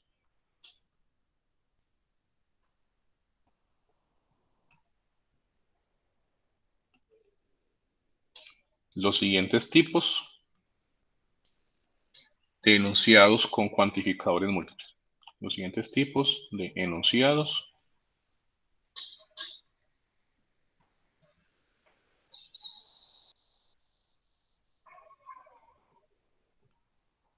con cuantificadores múltiples.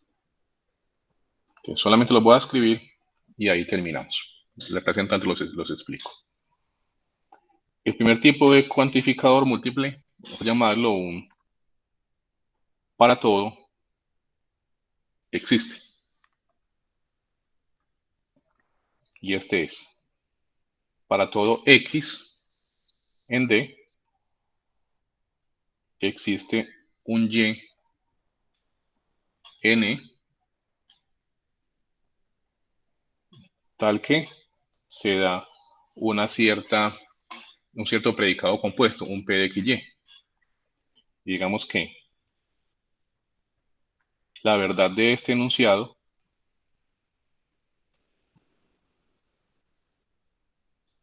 se establece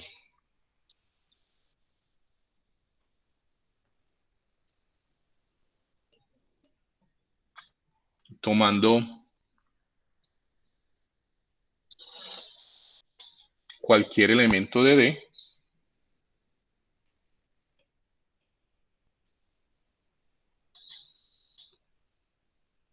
y ese cualquier elemento de D es porque dijimos que es válido para todo X en D, entonces tomando cualquier elemento de D y demostrando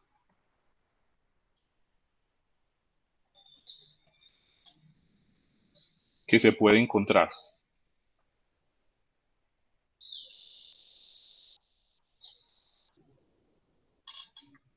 un elemento de E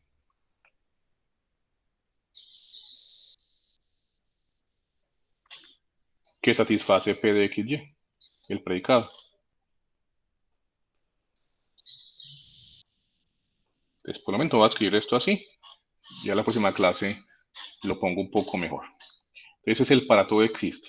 El otro es el existe para todo, que tal como ustedes lo pueden interpretar sería existe X en D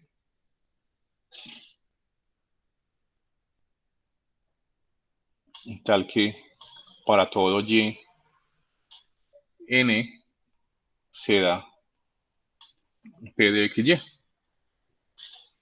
Y para completar la explicación, digamos, la verdad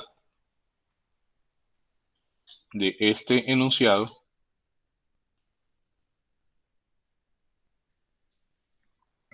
se establece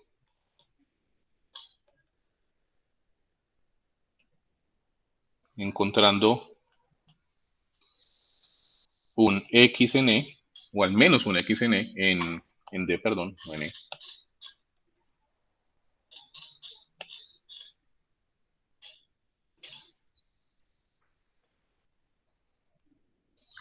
que hace P de XY verdadera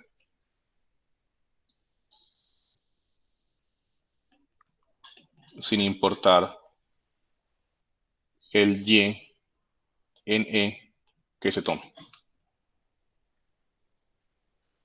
Bueno, lo que quiero que les quede claro con lo que estoy escribiendo es el orden que se está haciendo. Cuál es el que es arbitrario y cuál es el que tiene que ser para todo. Y bueno, los otros dos, ahí para terminar, el para todo sería como para todo X en D y para todo Y en E se da P de XY. Y el existe sería existe X en D tal que existe Y en E tal que P de XY. Y digamos que los dos últimos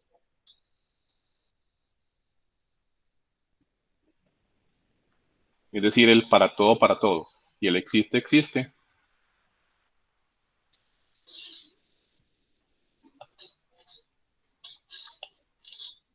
no son muy interesantes y ya mostraré por qué.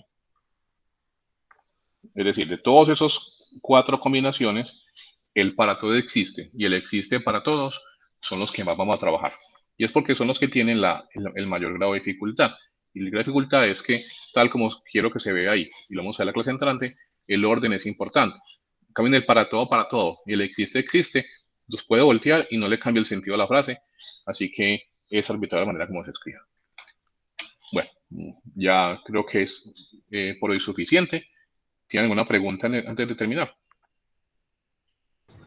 Profe, ¿puede mostrar por un momento lo que escribió en la página anterior? Qué pena. Claro que sí. Ahí está la página anterior.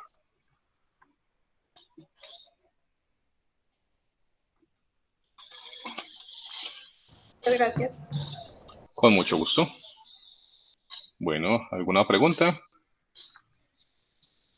Listo. Si no hay preguntas, entonces dejamos hasta acá por hoy. Les agradezco mucho la presencia en la clase y nos veremos la próxima. Gracias, profe. Que esté muy bien.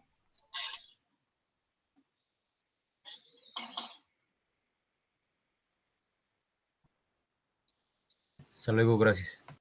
Hasta luego.